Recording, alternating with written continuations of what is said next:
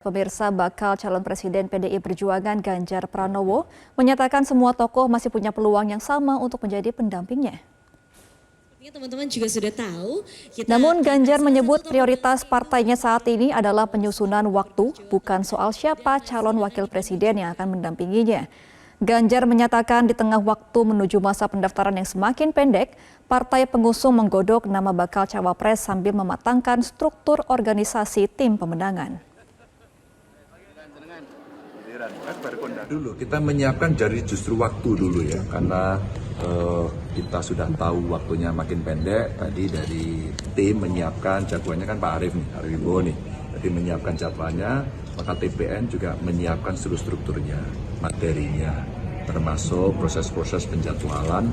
Karena saya harus berkeliling ke banyak tempat, undangannya banyak sekali. Itu jauh lebih prioritas buat saya.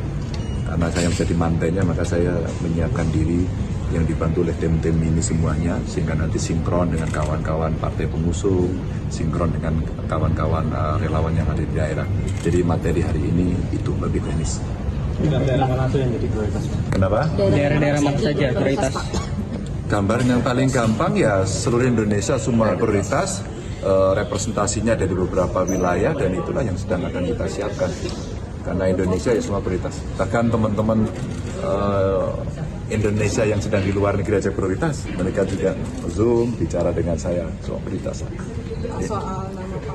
Sementara itu, Sekretaris Jenderal PDI Perjuangan Hasto Kristianto mengatakan pihaknya tengah fokus memenangkan Ganjar Pranowo dengan menggait sosok generasi muda.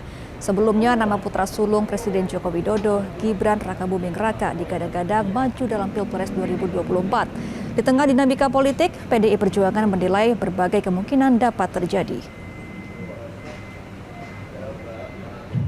Di dalam struktur tim pemenangan nasional memang tadi disampaikan tentang pentingnya memperkuat seluruh aspek electioneeringnya, aspek bagaimana memenangkan hati rakyat pemilih, sehingga ada struktur penambahan terkait dengan deputi-deputi, dan kemudian juga wakil ketua tadi diusulkan ada sosok yang nantinya ketika diumumkan itu akan mewakili ya aspek generasi muda, generasi milenial, Gen Z yang nantinya akan diumumkan secara bersama-sama dan mewakili dari pertimbangan-pertimbangan ketokohan, pertimbangan kepartean, pertimbangan dari kelompok-kelompok profesional, fungsional, tapi juga representasi dari demografi pemilih.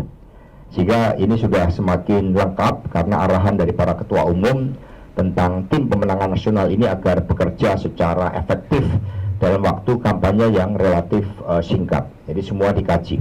Tentang partai politik, ya sebenarnya 4 partai politik ini sangat melengkapi. Kami tidak ada irisan di dalam kontestasi pileg, yang ada saling memperkuat.